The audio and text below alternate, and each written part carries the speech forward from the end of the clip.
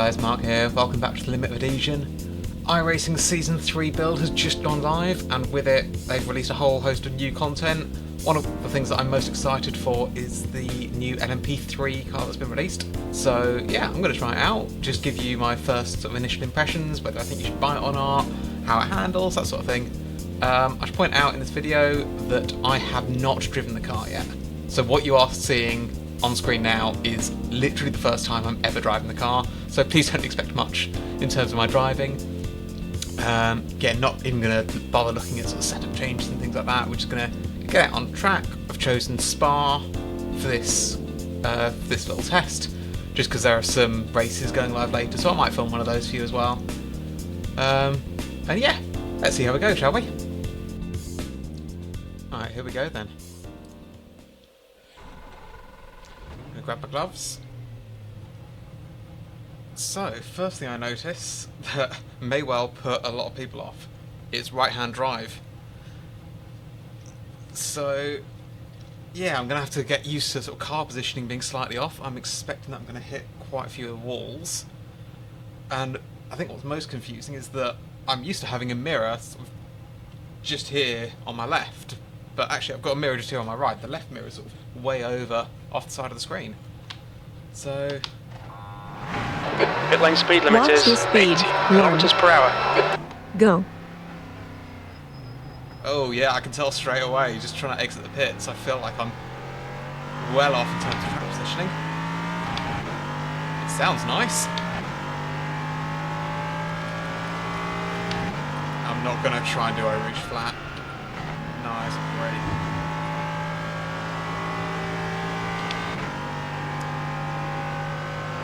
Let's get those tyres warming up a little bit. And see what it's like into the first big braking zone. Okay, that's good. I was able to sort of properly stamp on the brakes without immediately locking it up, which is always good.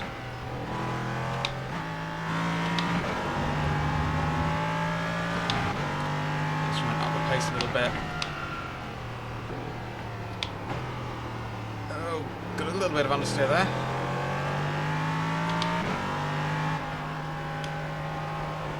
Oh, gosh, very wide there. I think you expect this car to be a bit like a little mini LMP2. And certainly I can tell it's not got quite as much downforce.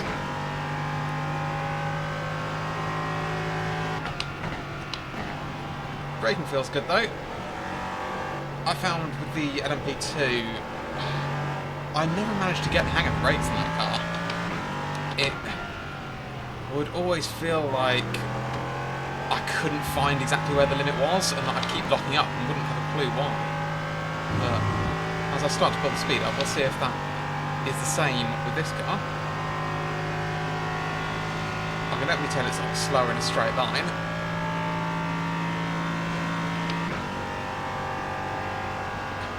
Oh, the screen wide is putting me off a little bit.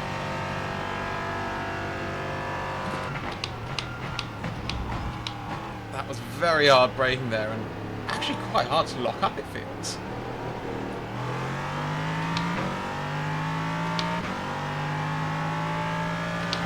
Of course, I'm still quite heavy. I've got 96 litres on board. That's mental, the amount of fuel this thing holds, given that the Cadillac and the Beamer are only like 50 odd litres or something in the LMDH. The LMP2 is about 75. Let's take a read a bit flatter. Yeah, that's easy flat once you're up to speed.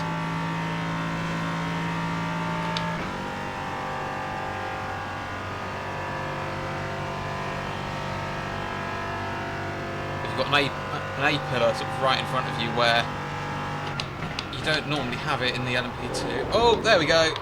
And I'm round.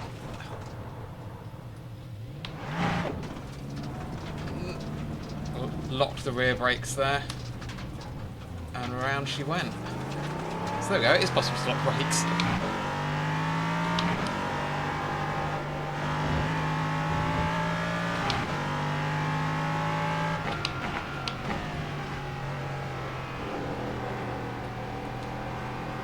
can definitely feel the difference in weight between this and the LMP2. Oh, I go wide at that corner again.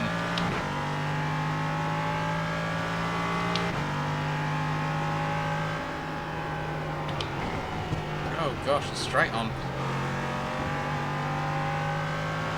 Going to take me a few laps to get used to the lack of downforce.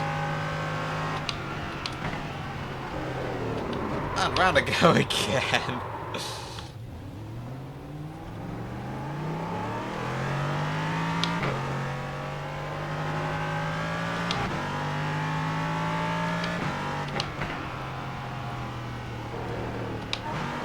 Overheated the rear tyres after that, so I'm going to have to take it a bit gently through the last few corners. Hopefully this long straight will help pull it down. I'll shift the brake bias forwards a little bit. Just need to get my dash set up because I've just clicked it forwards, but I have no idea what it's set to.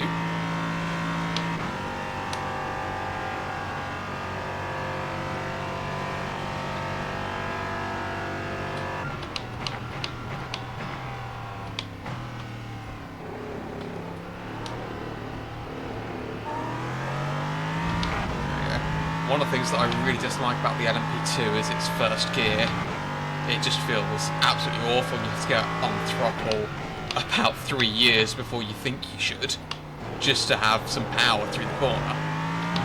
But yeah, that's one thing that I'm not noticing with this LMP3, in that you put the throttle down and you actually get that sort of instant kick of acceleration. Okay, nowhere near as much as an LMP8 or something like that, but yeah, it's definitely not as bad as the LMP2.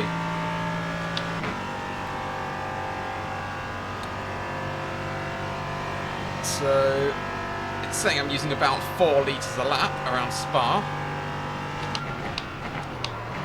Oh, there's a little lock-up again. Need to be more careful there. And yeah, it doesn't like turning as much. Watch the track limits, please, Mark. Gonna be a bit of a challenge to get used to it.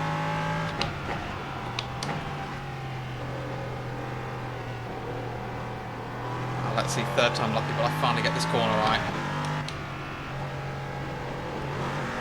There we go. That's a bit better. I think I still got an off track on that though. Maybe I cut it a little too much.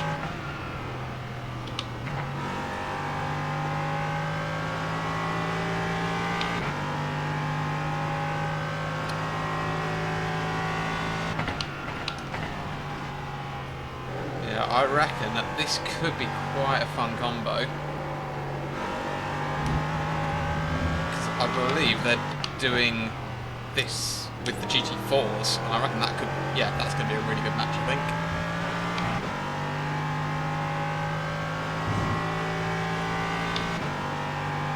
Now, I reckon some people might do, there's a little unofficial hack that you can do to make this car a left-hand drive, and I mean, it works with any car. Just go into the camera settings and move the camera. And I don't think I'm going to, but it is tempting because, yeah, being right-hand drive does throw you off a little bit because all of your perception of where the track is just sort of a couple of foot off now, and it's actually making a bigger difference than I expected. Because yeah, I was expecting that to be nowhere near as close to an off track as it was.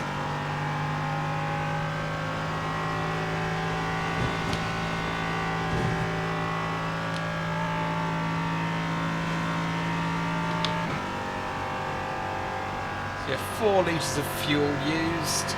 So around Spa with a 100 litre tank, that'll give it, what, a 25 litre fuel tank?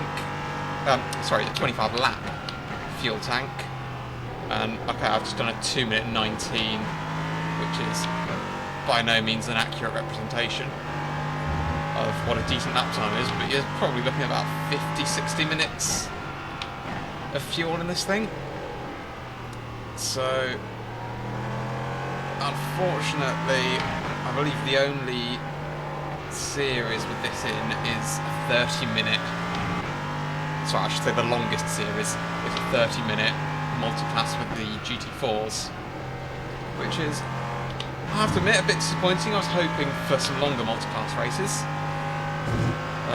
Because, yeah, this being a prototype car, it definitely lends itself more to endurance racing. It would be nice to see it used in some endurance races. I know it's not going to be used for the next special event, which is the Watkins Glen 6 hours. We do have 9 cars now on the grid for official races, but yeah, the Watkins 6 hour race, they've confirmed that's going to be the Cadillac, is going to be the 9th car, and the 8 cars previously used. So yeah, desperate for this thing to be used in an endurance race at some point. I'm hoping, really hoping that iRacing would, because yeah, I'm absolutely loving this car so far. I think I'm gonna try and do more of a hot lap, so I'll keep talking. The lap time was at 2:17.8. Let's see how we go.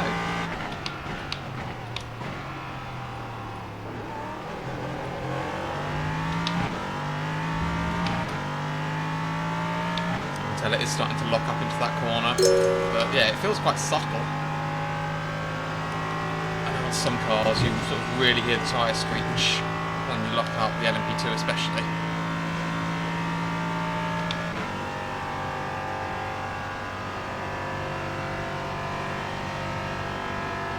Yeah, you can just sort of hear that little sort of chattering almost.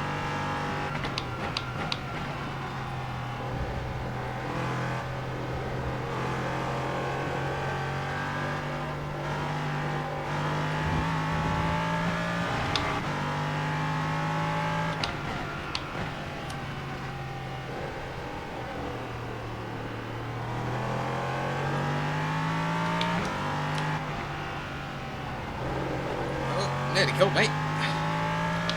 Although I have to admit, that's the first time in this video that, well, not the first time in this video, but it's not done that anywhere near as much as the LMP2 likes to, so that's always a win.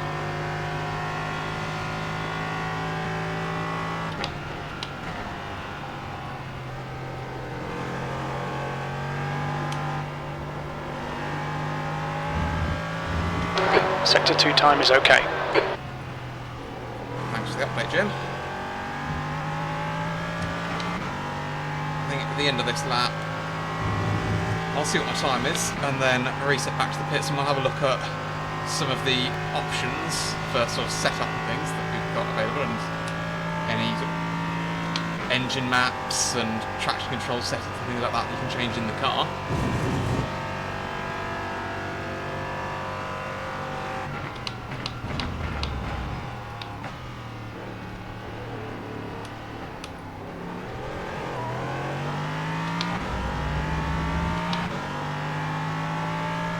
What was that lap time? 2:16. That lap was at 2:16.5. Alright, so I'll just pull over here.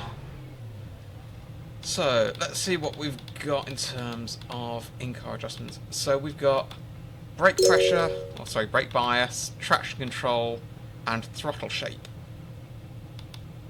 And that is it. So let's reset the car back to the pits. So let's have a look at setup options. So we've got the standard tyre pressures. I'm presuming they are as low as they can go. Got some aero settings, low downforce, gurney, some wing angle. I'm not going to pretend that I know what all of these intricate settings do just in any other car, let alone in the LMP3. But obviously, generally, all of these things, yeah, the more you add to these things, the more aero you'll get. Let's have a look at chassis. So you've got quite a lot of adjustment there in terms of suspension things. Here's your fuel level. So yeah, 100 litres is the maximum. Now let's have a look. You can change the LED colours. Let's put that green. So throttle shape. Let's have a look at this. So setting 1 is linear. 50% throttle is 50% max torque. Setting S has an S shape that emulates the butterfly throttle control. Settings in between are hybrid, so that's very similar to the LMP2. and I think I usually run that on sort of 3, 4 or 5, so yeah, I reckon that's pretty similar. We've got some damper settings and some notes. I'm not going to read through all these on the video. One thing I am a little disappointed in is that there's no fuel maps.